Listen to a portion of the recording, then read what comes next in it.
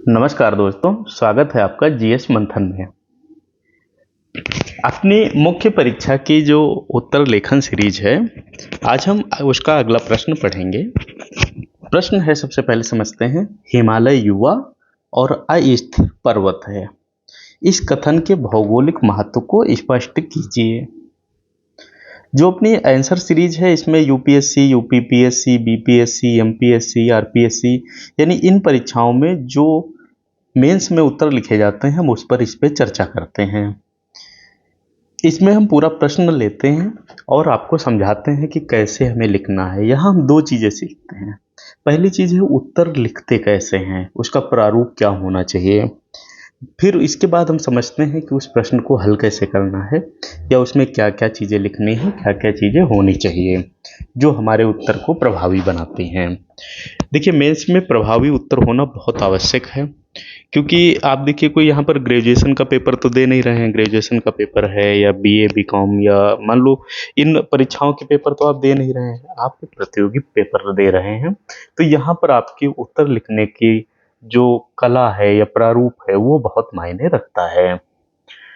तो यदि क्लास आप पहली बार देख रहे हैं तो आप इसको सब्सक्राइब करिएगा और पूरा क्लास देखिएगा। पूरा क्लास देखेंगे तो हम आपको इसमें बीच बीच में समझाते रहेंगे क्या लिखना है, कैसे लिखना है, क्या नहीं लिखना है। वो चीज़ें आप इसी से जान पाएंगे। प्रश्न है हमारा, हिमालय युवा और अस्थिर पर्वत है, इस कथन के भौगोलिक महत्व को स्पष्ट कीजिए। सबसे पहले हम थोड़ा इस प्रश्न को समझते हैं। भूगोल का टॉपिक है, हिमालय पर्वत से संबंधित है।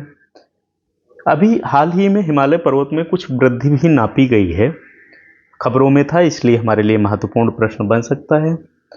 इसमें हम क्या लिखेंगे? देखिए, युवा और अस्थिर इस शब्द को यदि हम समझ गए तो आप आसानी से प्रश्न हल कर लेंगे। भाई, हिमालय युवा कैसे हो सकता है? हिमालय कोई व्यक्ति तो है नहीं जो उसको, या कोई पेड़ पौधा तो है नहीं जो हम उसको गिने कि अभी ये बच्चा है, अभी युवा हुआ है, प्रौढ़ावस्था में जाएगा। देखिए क्या होता है, जितने बड़े और पुराने पर्वत हैं, उन पर्वतों में हिमालय बहुत नया है। फिर से लाइन समझना, जितने बड़े पुराने पर्वत हैं उनमें बहुत नया पर्वत है। फिर इसके निर्माण की अभी पूरी प्रक्रिया नहीं हुई है, यह अभी निर्मित होता है। इसकी जो भौगोलिक क्रियाएं होती हैं, चाहे वो प्लेट विवर्तनिकी के माध्यम से हो, चाहे वो अभी सक्रिय पर्वतों में गिना जाए, तो इसकी कुछ न कुछ चीज़ें बनना करती हैं, बनती रहती हैं। इस वजह से यह युवा है। तो फिर वृद्ध कौन है? वृद्ध है भाई अरावली का पर्वत, जो बहुत पुराना है और जो अब निर्माण जिसका नहीं हो रहा है, जो धीरे धीरे ढलान की तरफ या ढलान से फिर मैदान की तरफ बनता जा रहा है।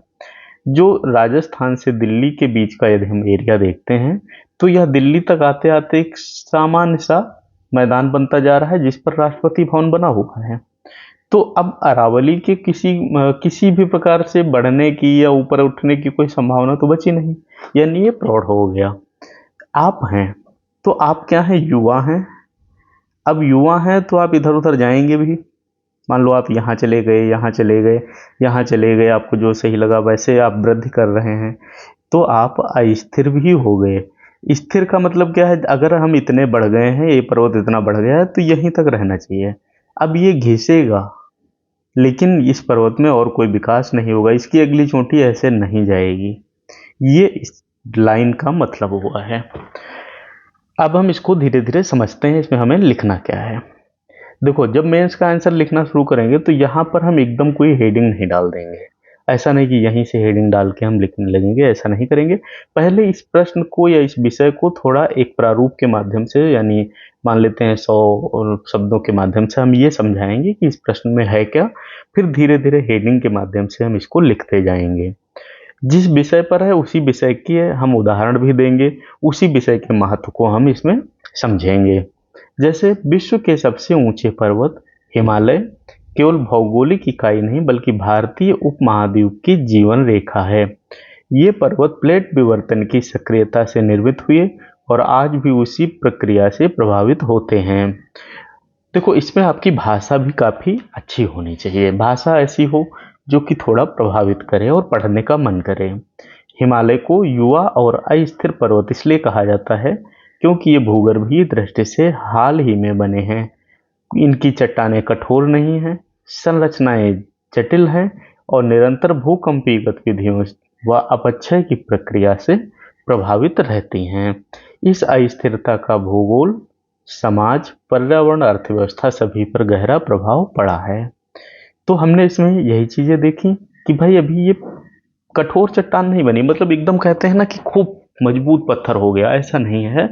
इसमें अभी विकास जारी है। तो ये चीज हमने बता दिया कि इस प्रश्न का मतलब क्या है। अब हम प्रश्न को धीरे धीरे हल करेंगे, हेडिंग के माध्यम से हम चीजें समझाएंगे। समझाने में जो भी चीजें हम लेंगे भूगोल की लेंगे, और भूगोल में भी इस विषय से संबंधित यानी हिमालय से संबंधित ही चीजों को प्रयोग करेंगे। ठीक है, इसमें धीरे धीरे आगे बढ़ते हैं। देखो एक चीज हमेशा ध्यान रखो, मेंस जो होता है, यदि आप मान लो 10,000 बच्चे पेपर दे रहे हो तो 10,000 मेंस के आंसर लिखे जाने हैं। ठीक है, ये चीज पक्की हो गई। अब मान लेते हैं इन बच्चों में से 3,000 बच्चे आयोग को चाहिए रहेंगे, तो इससे वो 3,000 उसको लेने हैं। तो 3,000 में भाई कुछ तो हमें अच्छा लिखना पड़ेगा, कुछ तो ऐसा अलग लिखना पड़ेगा, कहीं तो हमारी समझ अलग देखनी है।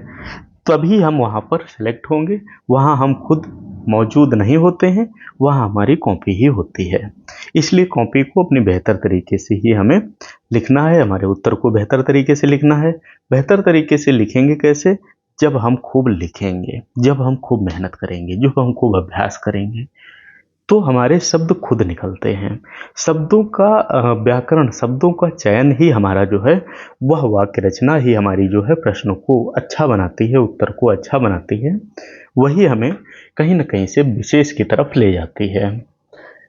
तो हिमालय का निर्माण और युवावस्था का संकेत। सबसे पहले तो हम यही एक जो सवाल है इसको हल करें कि भाई हिमालय का निर्माण कैसे हुआ और ये युवावस्था की तरफ संकेत कैसे कर रहा है।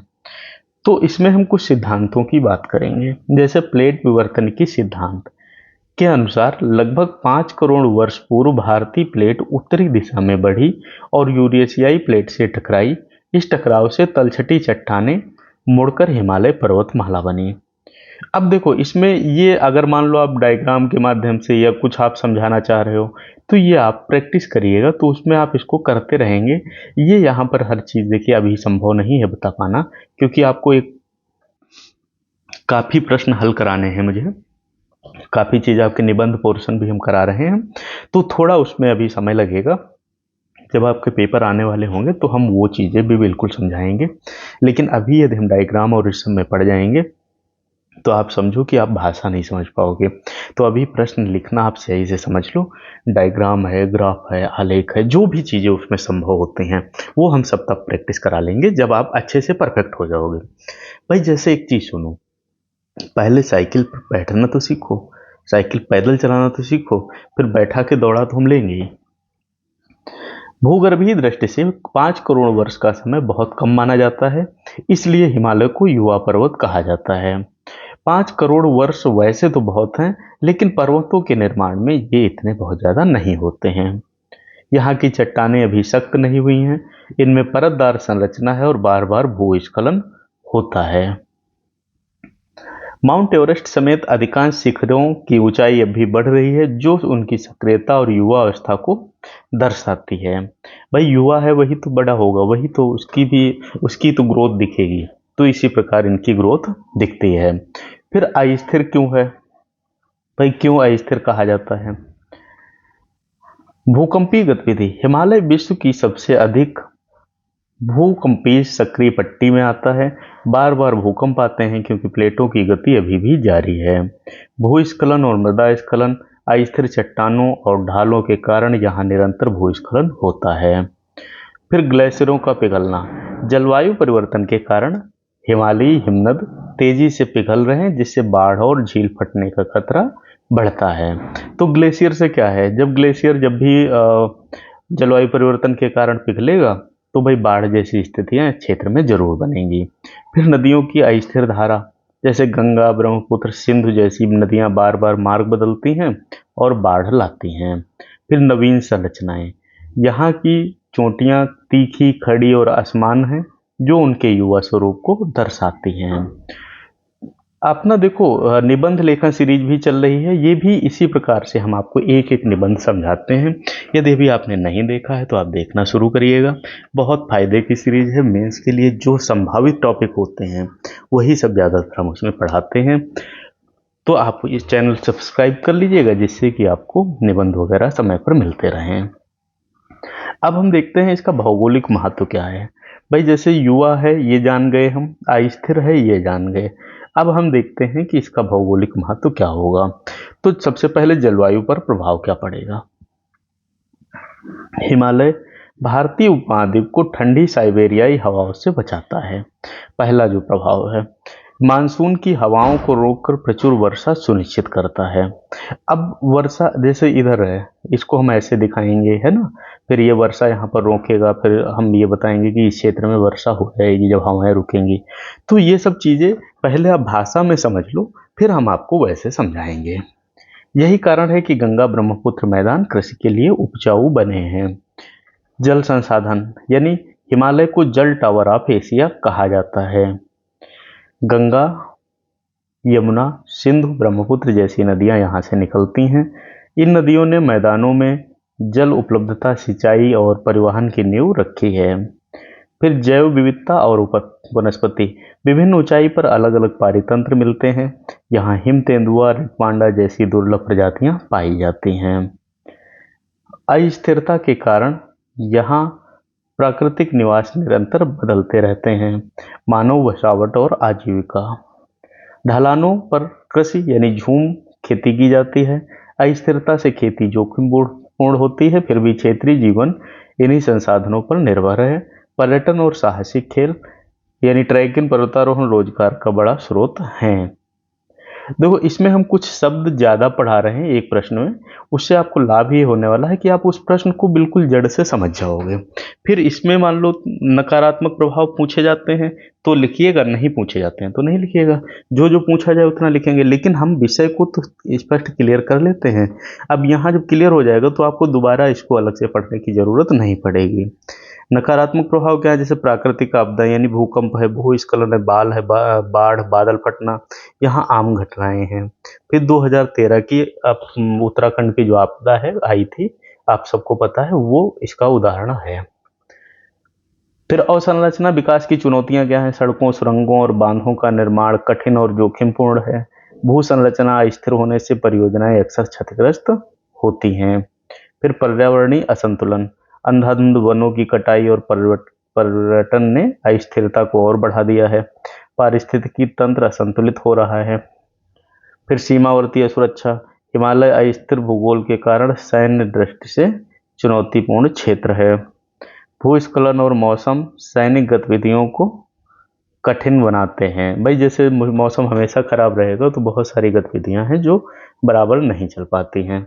अब इसका लाभ क्या है, यानी सकारात्मक पक्ष क्या रहेगा। पहला है खनिज संसाधन, नई परतों के कारण यहाँ पर चूना पत्थर, जिप्सम, कोयला आदि मिलते हैं। ऊर्जा स्रोत, नदियों के जल से विशाल जल विद्युत क्षमता उपलब्ध है। पर्यटन यानी अस्थिर और युवा पर्वतीय भूदृश्य आकर्षण का केंद्र है। फिर कृषि, उपजाऊ मिट्टी यानी बार बार अपरदन से मैदानों में उपजाऊ गाद मिलती है। फिर इसके हम चुनौतियां देखते हैं और साथ में समाधान देखते हैं। जैसे भूकंपीय जोखिम प्रबंधन, भवन निर्माण कोड का पालन करना होगा। जो कोड बनाए गए हैं भूकंप से बचने के लिए, उनका हमें पालन करना होगा। फिर सतत पर्यटन यानी पर्यटन को नियंत्रित कर पर्वतीय संतुलन बनाना होगा। फिर पारिस्थितिकी संवेदनशीलता, इसमें क्या है, नदियों पर अंधाधुंध बांध निर्माण से बचना होगा, यानी हम प्रगति के साथ बहुत ज़्यादा नहीं खेल सकते हैं। वन संरक्षण, इसमें क्या होगा, वृक्षारोपण और हरित पट्टियाँ बढ़ाना आवश्यक है।